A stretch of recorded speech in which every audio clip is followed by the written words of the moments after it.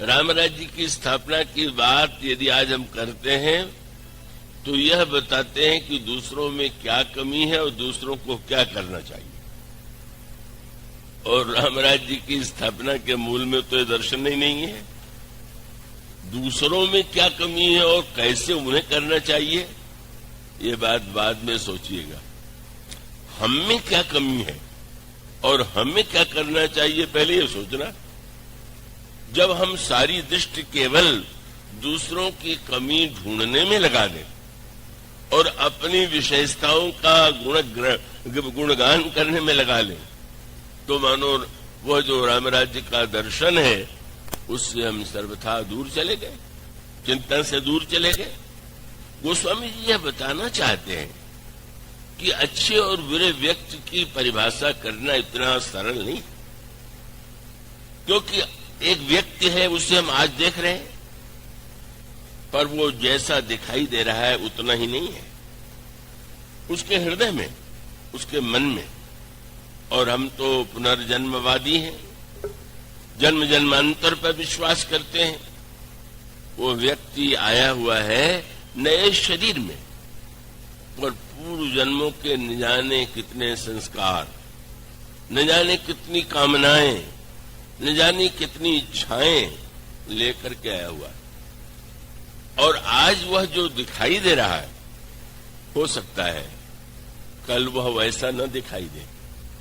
उसके भीतर जो कुछ है का वो कहां से का उसे आगे दूसरे रूप में बदल देता है।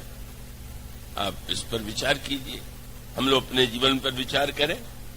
हम लोग अपने आप को बड़ी सरलता से श्रेष्ठता का प्रमाण पत्र दे देते, पर ये बताने के लिए गांधारी महान थी, पर कहीं कोई कमी थी कि नहीं। महारानी कैकेयी महान थी, पर उनमें कमी थी कि नहीं। और उसका उत्तर यह है कि उन दोनों के अंतराल में एक कमी थी, और वही जो कमी है उसका सूत्र यह है कि धृतराष्ट्र बड़े थे और कुंती के पति पांडु छोटे थे, लेकिन धृतराष्ट्र के पास दृष्टि नहीं थी, तो इसलिए वो उनको राजा नहीं बनाया गया कि राज्य चलाने के लिए दृष्टि चाहिए। जब वो दृष्टि नहीं है तो राज्य कैसे चला सकते। पांडु राजा बने। अब वो पांडु तो बड़े ही धृतराष्ट्र के भक्त थे, आज्ञाकारी थे, पर अब उसका एक मनोवैज्ञानिक जो रूप है वो ये है कि धृतराष्ट्र के मन में यह तो आना स्वाभाविक था कि दृष्टि न होने से मैं राज्य से वंचित रह गया। और गांधारी के जीवन में भी वह बात तब सामने आई जब अचानक से यह समाचार मिला कि महारानी कुंती गर्भवती हो गई हैं और उधर महारानी गांधारी भी गर्भवती, दोनों गर्भवती हैं। और तब महान होते हुए भी जो एक होती है बात, और इससे कोई आज के युग में तो उससे क्या कह सकते हैं, कोई ऐसी बात नहीं कि जो स्वाभाविक। उनको ये लगा कि अगर मेरे गर्भ से पुत्र का पहले जन्म हो जाए तो हमारे पति राज्य से वंचित रहे थे, लेकिन स्वाभाविक रूप से का वो जब ज्येष्ठ पुत्र के रूप में होंगे तो सिंहासन पर बैठ जाएंगे, और मेरे पतिदेव राज्य से वंचित रहे तो मेरा पुत्र तो सिंहासन पा सकेगा। तो यह स्वाभाविक बात नहीं है। अच्छे से अच्छे व्यक्ति भी ऐसा सोचते हैं, चाहते हैं, पर कुछ विचित्र था। प्रारब्ध कहिए जो घटित होने वाला था। गांधारी को यह पता चला कि कुंती के गर्भ से पुत्र का जन्म हो गया, और तब इतना क्षोभ हुआ, इतना दुख हुआ, इतना कष्ट हुआ, लेकिन स्वाभाविक रूप से उन्होंने और किसी के स्थान पर क्रोध में आकर के अपने ही पेट पर मुक्के से प्रहार किया। उनको लगा कि क्या पुत्र होगा वो पेट में जो इतना देर लगा रहा है आने में, मेरे साथ मेरी जो इतनी इच्छा है वो इच्छा पूरी नहीं हो पाएगी। और उसका मूल तात्पर्य ये है रामराज्य की समस्या इसलिए बड़ी जटिल है कि अच्छा से अच्छा व्यक्ति होगा तो उसमें कोई न कोई इच्छा तो होगी। यह दावा करने वाले तो बहुत से लोग हैं कि मुझे कोई इच्छा नहीं, ऐसा कहने वाले तो अनेक मिल जाते हैं, मुझ में कोई स्वार्थ नहीं। पर ऐसा व्यक्ति क्या हो सकता है, क्या होता है क्या? और इसका उत्तर है कि अपवाद के रूप में हो सकता है।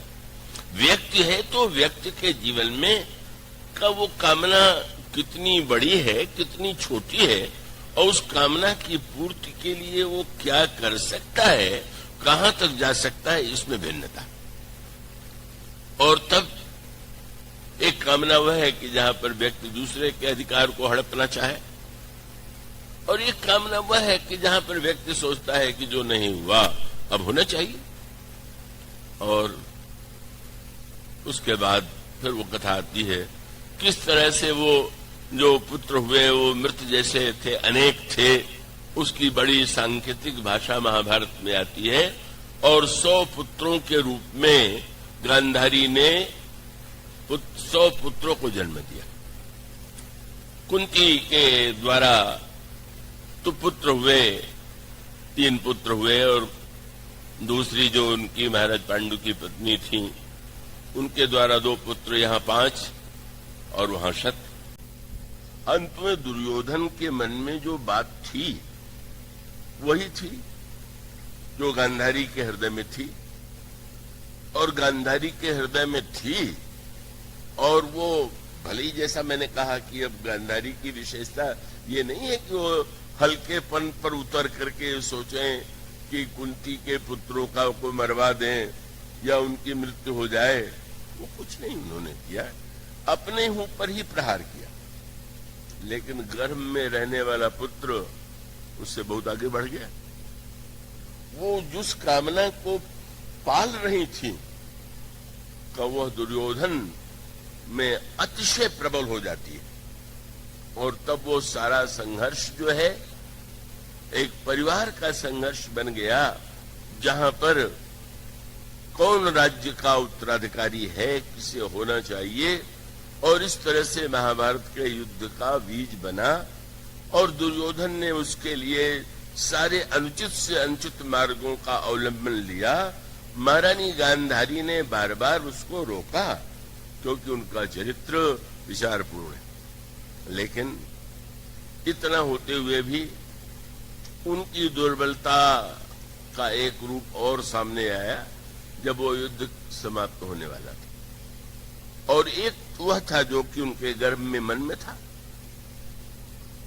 और यहां क्या है, महारानी कैकेयी के द्वारा जो अभिलाषा है वही उनके पिता के मन से आई हुई है।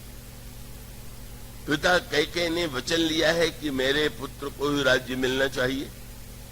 मानो मूल चिंतन तो बहुत स्वाभाविक है। आप में से, हम में से प्रत्येक व्यक्ति चाहता है मेरा पुत्र उन्नति करे, मेरा परिवार उन्नति करे, आगे बढ़े। तो यह चिंतन तो बड़ा स्वाभाविक है।